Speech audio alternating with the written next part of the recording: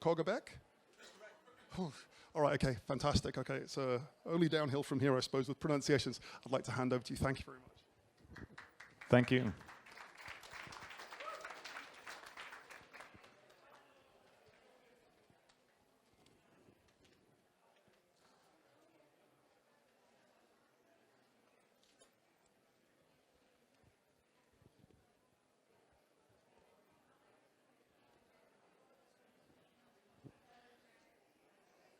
So we discovered we could do something really rare. Let me take you back a few years to the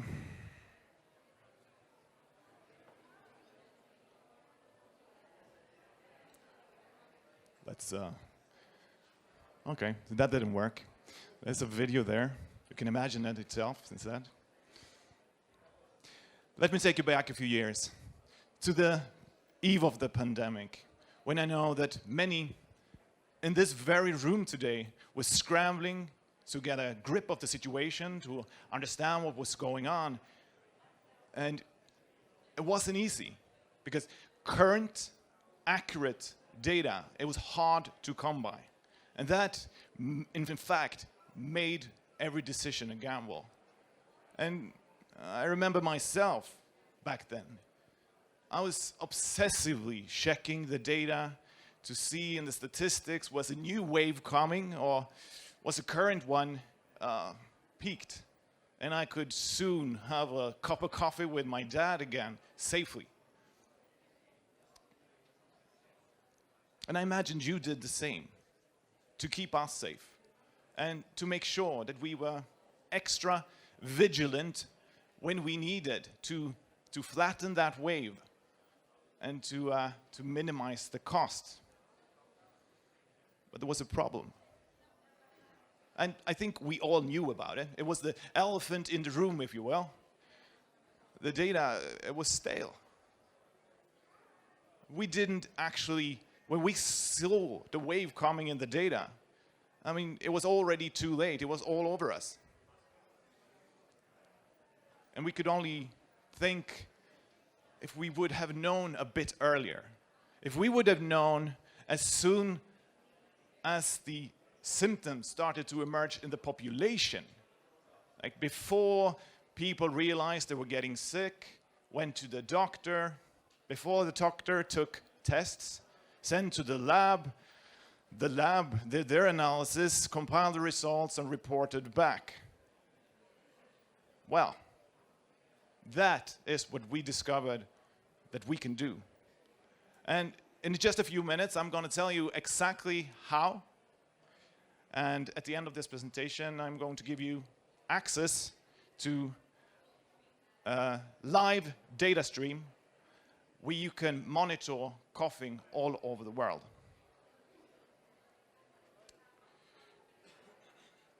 So, my name is Mikkel Kogerbeck. I am the CTO of Sleep Cycle.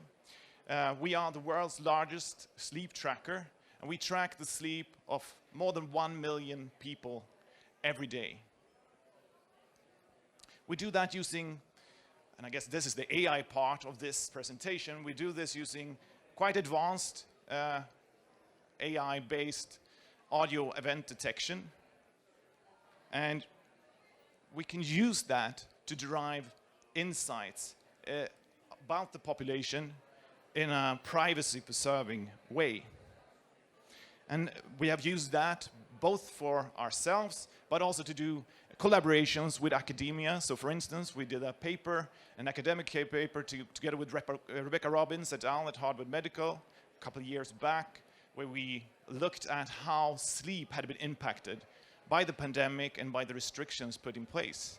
And we are currently running a study together with Cambridge University where we look at Alzheimer's and how Alzheimer's might be impacting sleep, and to see if we can see early signs of Alzheimer's in sleep patterns. But I really wanted to do more. I wanted to do something that had real impact on saving lives. So I sat down with the team and I gave them a challenge.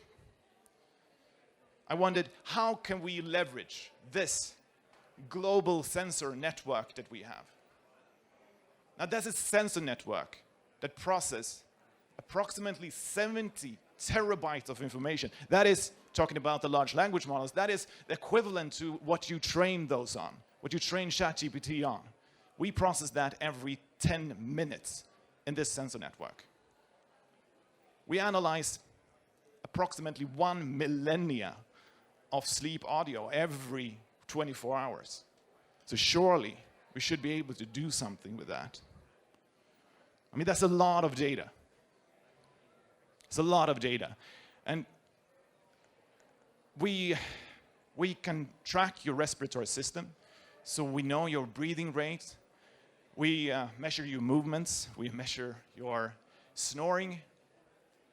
And we also measure your coughing.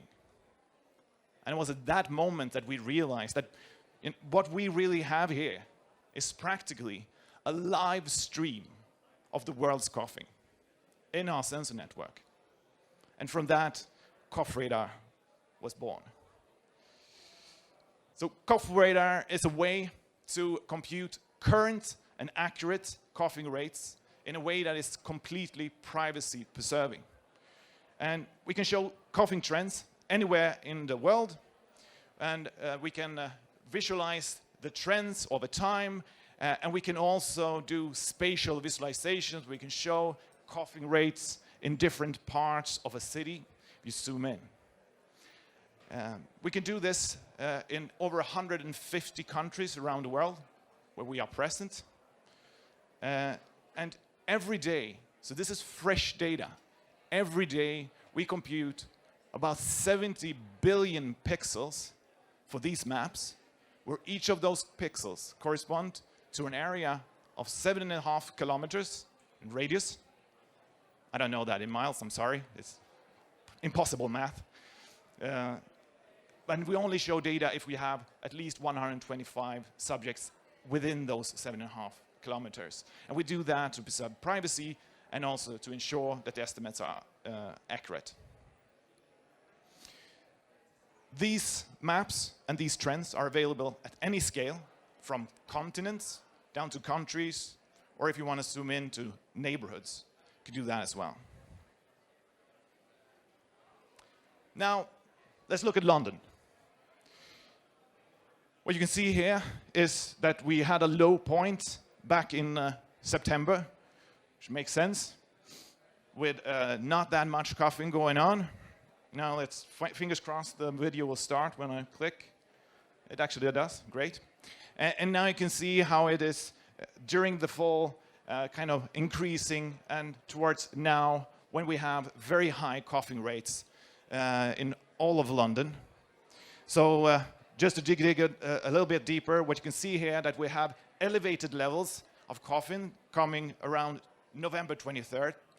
We define that as coughing rates that are above the 75th percentile.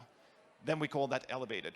And now, since, let's see, December 2nd, we are experiencing high coughing levels, and that is in the 19th percentile. So we know exactly on the day. But we can do something more interesting, I think. We can zoom in and look at the suburbs to see something a bit more interesting dynamic-wise. So this is going to go fast. I'm using the same period. This is from September up until now. But since it's fast, I'll tell you first what's going to happen. So I checked this in the hotel room yesterday to see if there was something interesting going on. So what you can see is it starts in Folkestone. We have some coughing going on. And then it's going to move over to Ramsgate. We have an outbreak of coughing. Then it goes down to Ashford, where you have this huge peak in around November there, with a lot of coughing. It turns out about 3 weeks, and then it dies off. Then it moves over to Canterbury, and then you see a second wave in Ashburn, and then towards the end, we have something brewing, you'll see it. So here you go. You have Ramsgate going over to Ashford. You can see it in Canterbury, back to Ashford, and then something right now is kind of brewing in Ramsgate. I wouldn't go there. Yeah. So I think these dynamics are interesting because this is really where I can see a lot of power with this. Because it isn't random. These are predictable. So you could use that to do resource planning, to make sure that you have doctors in the right clinic. And if you're a pharmacist, you can make sure to stock up on the cough medicine in the right moment. So that's pretty interesting, I think, both for logistics and for other type of planning. Okay, but cough radar, it's global. You can zoom in anywhere. So here you have Tokyo and Sydney. For you guys, maybe it would be even more interesting to look at your neighbor countries like France, Germany, Scandinavia, to see if there's something happening there right now that might, affect you soon and stop it before it ends up on your shores. And also, I can note that looking at Australia, that might be a good place to spend your Christmas. It's really open and nice. You shouldn't go to Tokyo right now. Australia seems much, much better. It makes sense. It's summer over there.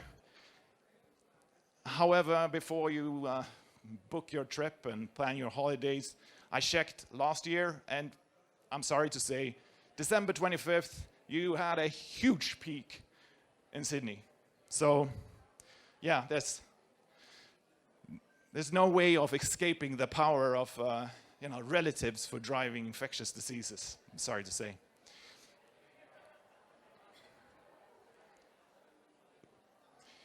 All right, but back to the UK. So, of course, for this to be useful, we have to make sure that this is a fair estimate of the population.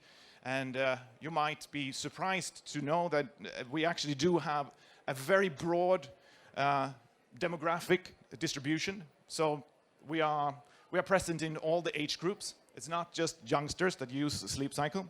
So that's good. And we are also pretty balanced when it comes to men and females. So at least you can correct for those errors that we have to make sure that you have a fair sample. And more than that, you want to make sure that we cover the UK, of course. So we did an analysis. We looked at all the MSOs in England, and for each of those MSOs, we only counted them as covered if we had 100% coverage in that MSO. And it turns out that I think it was 79.79% of the MSOs were covered completely, and that ended up being about 80% of the population, roughly. Now, of course, this is a conservative estimate, because for the MSOs that we didn't cover to 100%, we're still partially covered.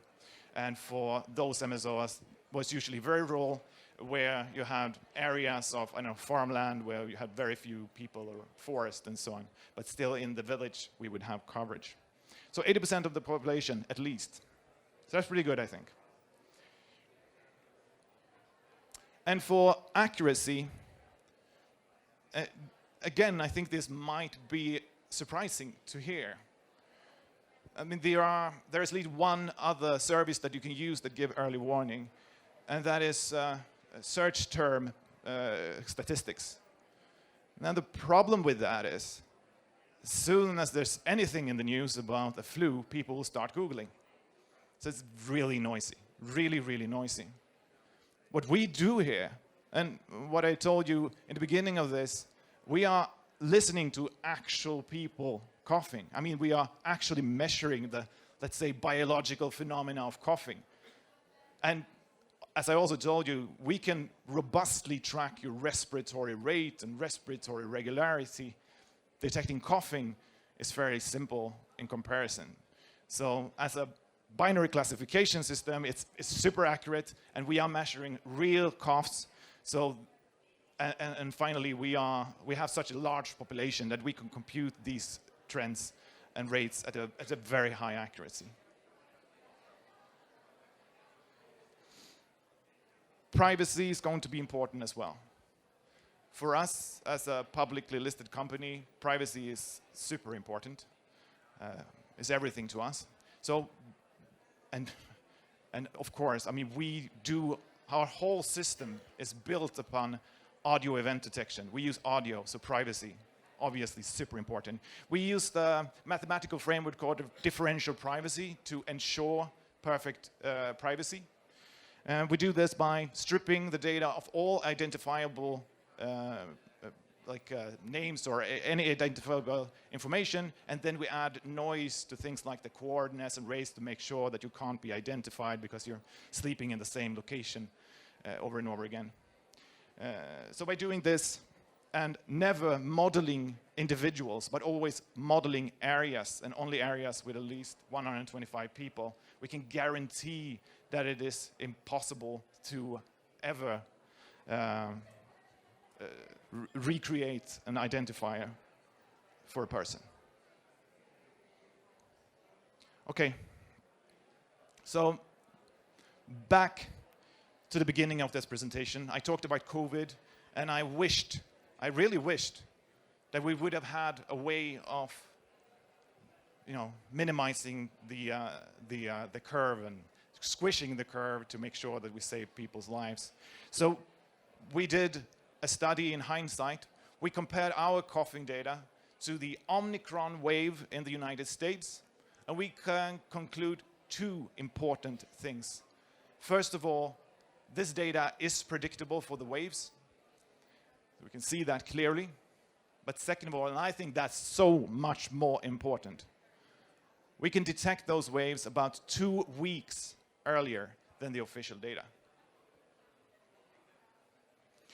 So I, myself, and I think you can hear that from me being excited, I think this is pretty unique. But this is nothing without you. It's in your hands that this could be a potential lifesaver. So we have decided that anyone here, you can just scan this QR code and you'll get access to a live data stream where you can check out the coughing rates anywhere on Earth. And if you download Sleep Cycle right now, we made this feature available for free, so you can get the full experience, as you can see it on the screenshot there, with a player and everything. What you get from the QR code is a little bit more basic. And if you're interested in integrating this into your products or using it for your work, then please get in touch with us.